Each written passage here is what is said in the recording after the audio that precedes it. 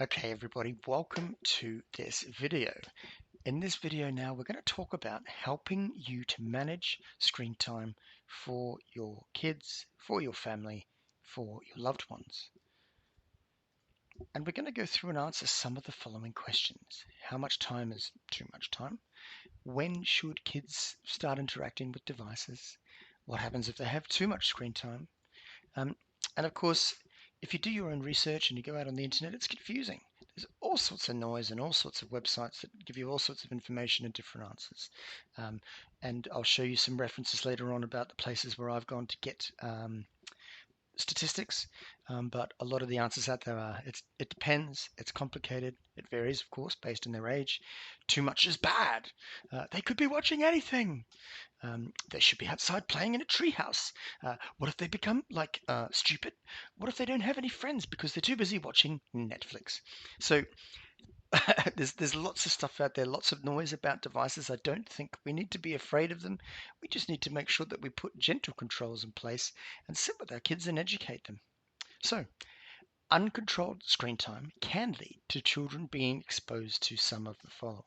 It could be violence or risk-taking, stunts or challenges, sexual content, stereotypes, racism or hate speech, unsuitable advertising, scams, spam, malware, incorrect or even exaggerated information, or perhaps even fiction. Um, and of course, the picture here is from one of those stunts or challenges from years ago, the planking challenge, where people around the world were, trying to plank in the middle of unusual scenarios and scenes like this and taking photos of it. In some instances, people were dying because they were trying to plank in extreme locations that were dangerous. So, what are the effects of excessive screen time on our kids and on our families? There's evidence that too much screen time can lead to negative effects on our kids. It can affect their weight or an increased weight gain. It can affect motor and cognitive development, social and psychological well-being. It can introduce things like behavioral problems, anxiety, attention, and self-esteem issues. It can even lead to depression.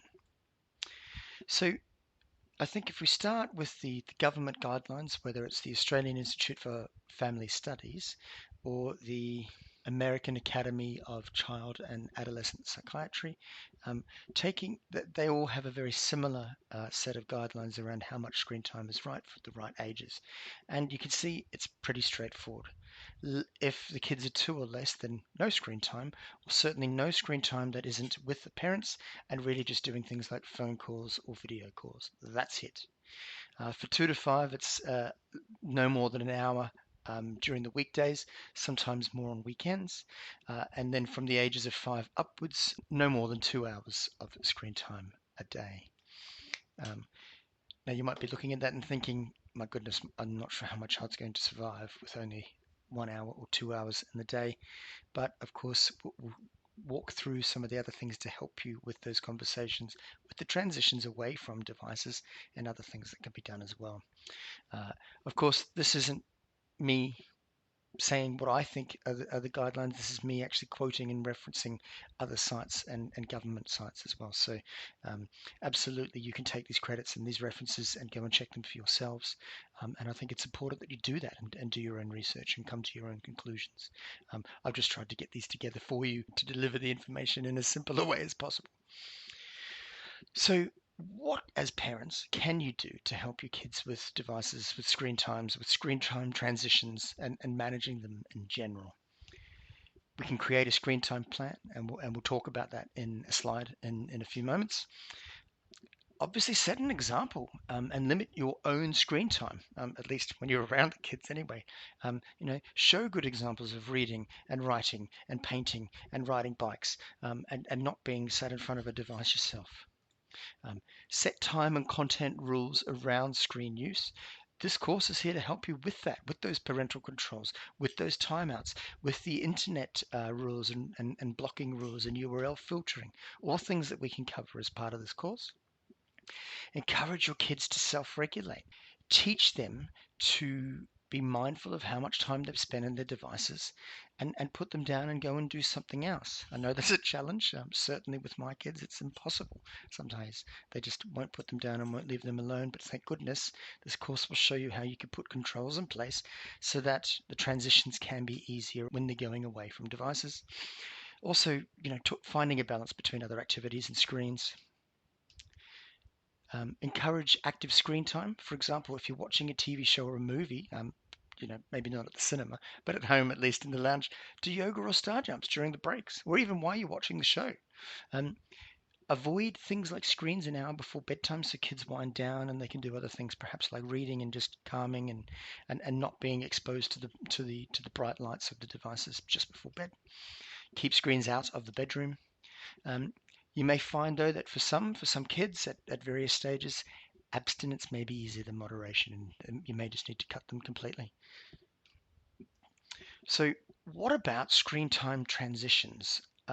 Okay, finish up on your device now, please, because we're going to, insert new action here, whether it's having a shower, whether it's going out, whether it's going to school, whatever that is. You'll see in some of these other videos where Netflix and Disney Plus and those sort of streaming services allow you to disable the autoplay.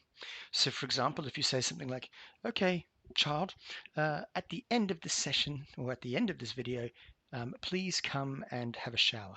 And so if you've disabled autoplay, it's not automatically going to start the next episode, which means it doesn't automatically lead to an argument over, "Oh, but I'm just started this next show and I'm in the middle of this show," etc. So certainly disabling autoplay can help. Setting very clear expectations before the screen time starts. For example, one episode and then we're having dinner, two episodes or something, and then it's time for a shower, those sort of things. Choosing your timing, of course. Choose a natural sort of timing within the show. The show ends, there's an ad break or a pause, those sort of things, rather than just sort of cutting it cold turkey. And of course, giving warnings, time limits, time warnings, 10 more minutes to 5 minutes left, those sort of things to help as well. But certainly some of the most difficulties I've run into has been with the screen time transitions, more so than getting access to devices and using them too much. So let's talk now about creating a screen time plan. Create a plan with your kids. Firstly, so they feel empowered, but secondly, so they have some sort of level of ownership over the plan and the decisions that they've made. You may be surprised at how much they're willing to interact and set rules on themselves and device management and device times. Educate them on what good looks like so that they can differentiate between fact, opinion, and fiction, and what good shows are. Sit with your kids and make sure that they are watching age-appropriate content, and if not, talk to them about why it may not be appropriate, so that they can learn. Um, I've said earlier in the course that there's no point in putting all these controls in place and not sitting and educating your kids so that they can eventually be autonomous and figure this out for themselves.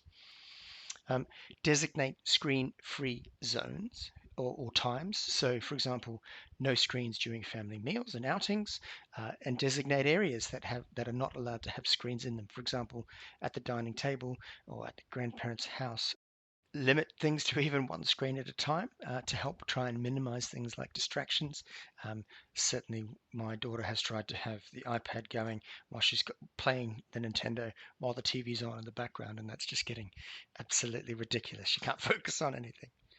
Um, and as I've said earlier, be a role model. The kids are going to emulate you and they're going to learn from you. So, at least while they're not around, use as much screen time as you want. But I think importantly, whilst they are around and you're in front of them, then show them what good looks like. Reading, painting, cooking, baking, going to the playgrounds, all of those other sort of balances and things that you can do that aren't just devices. And we've said this before, but no screens before bedtime.